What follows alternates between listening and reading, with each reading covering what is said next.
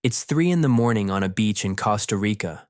The air is thick and warm, salt hanging in every breath, and out of the dark sand, something moves. A tiny flipper, then another, then 100 of them. A whole nest of loggerhead sea turtles, no bigger than your palm, clawing their way to the surface for the very first time. They've never seen the world. They don't know what light is, what water feels like, what a wave sounds like, and yet, instinctively, they all start crawling in the same direction, toward the ocean. Here's what nobody tells you about that moment. Most of them won't make it, not because of the ocean, not because they're too small, or too weak, or because nature somehow made them wrong. They won't make it because of a set of invisible forces, some ancient, some brand new, that have quietly stacked the odds against them before they even cracked their shells. And when I tell you what those forces are, I think you're going to feel something unexpected. Because this isn't really just a story about turtles. So here's the number that stopped me cold when I first read it. Of every 1,000 sea turtle eggs laid on a beach, roughly one will survive long enough to reproduce. Some estimates put the survival rate even lower than that.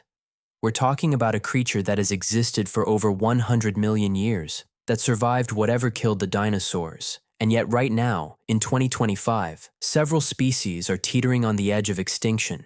How does something that ancient, that resilient, end up so fragile? The answer starts before they're even born, a female sea turtle. And remember, she only comes ashore to nest, never for anything else. Digs her nest by moonlight, lays somewhere between 80 and 120 eggs, and then leaves. No protection, no warmth, no mother hovering over them, just sand, heat, and whatever the world decides to do next. The eggs incubate for roughly 60 days. And during those 60 days, the temperature of the sand determines not just whether they hatch, but whether they hatch as males or females. Cooler sand produces males. Warmer sand produces females. It's called temperature-dependent sex determination, and it's one of the most elegant, fragile systems in all of nature. Here's why that matters right now. Rising global temperatures are warming beaches, and warmer beaches are producing almost entirely female hatchlings in some populations. No males, which means no reproduction. Which means a population that's slowly, quietly going extinct while we watch baby turtles on viral videos and think everything is fine. But let's say the eggs survive. Let's say they hatch. That's when the real gauntlet begins. The moment those hatchlings break the surface of the sand. And honestly, this part is wild. They don't use their eyes to find the ocean. They use light. Specifically, they navigate toward the brightest, most open horizon, which for millions of years was always the ocean reflecting the moon and the stars. Natural genius, right? Except now, behind them, there are hotels, parking lots, beach bars with neon signs, resort pools lit up like daytime at midnight. The hatchlings crawl toward the light, and the light is pointing the wrong way. They head inland instead of seaward. They cross roads. They fall into drains. They exhaust themselves wandering through resort parking lots while the ocean sits 100 yards in the other direction. It's called light pollution disorientation, and it kills an enormous number of hatchlings every single season on developed coastlines around the world. We built our vacation paradise directly on top of their compass. And even the ones that get the direction right and the ones who make a perfect beeline for the waves, they still have to cross the beach, which sounds simple. It is not simple. Think about what's happening on that beach. Ghost crabs, frigate birds, raccoons, foxes, dogs that got off their leashes. The sand between the nest and the waterline is a hunting ground, and every predator in a mile radius has learned, through generations of their own evolution, exactly when and where to show up.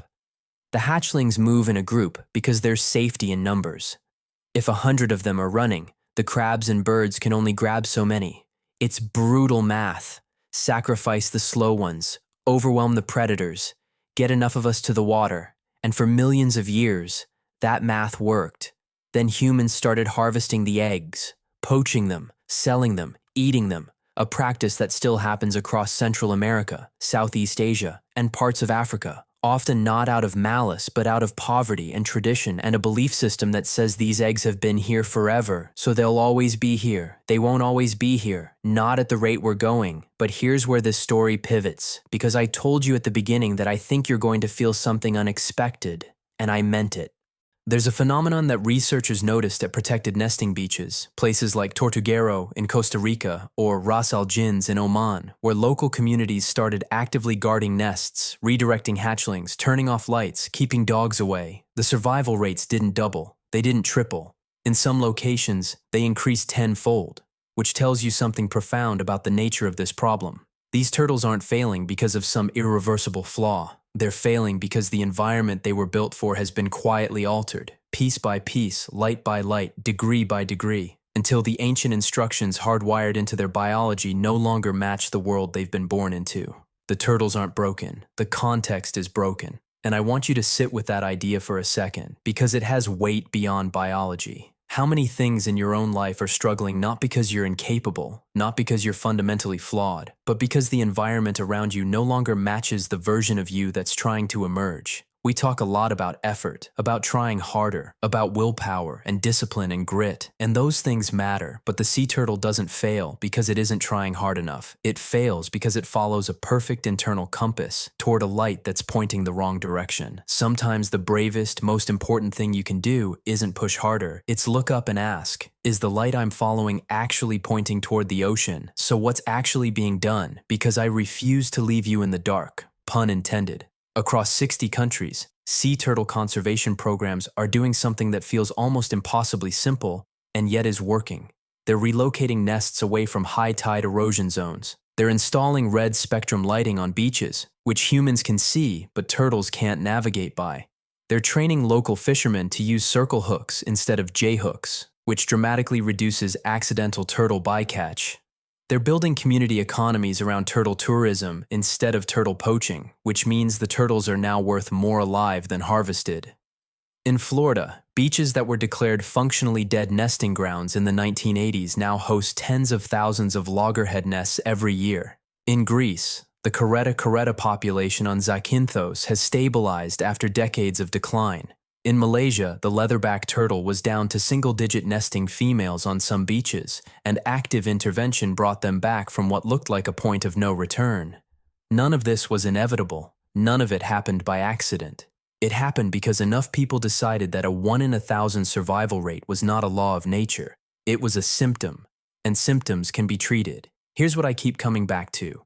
That hatchling, the one who makes it, doesn't know it's supposed to be impossible. It doesn't know the statistics. It doesn't know about the parking lots and the ghost crabs and the rising temperatures and the century of eggs that were taken from the sand before it was born. It just crawls toward whatever light it can find, trusting the compass inside it, moving forward with everything it has, with no guarantee that the ocean is actually there. And the ocean is there. It almost always has been. We just have to stop putting parking lots between them. If this changed the way you see something today, even just a little, that's enough. Share it with someone who needs to hear it. And if you want to go deeper on the conservation work that's actually turning this around, there's a link in the description. The turtles are still crawling. The least we can do is get out of the way. Subscribe to the channel. Every week we bring you fascinating videos covering everything from hidden mysteries and shocking discoveries to incredible stories that will change the way you see the world. Don't miss out on the next one.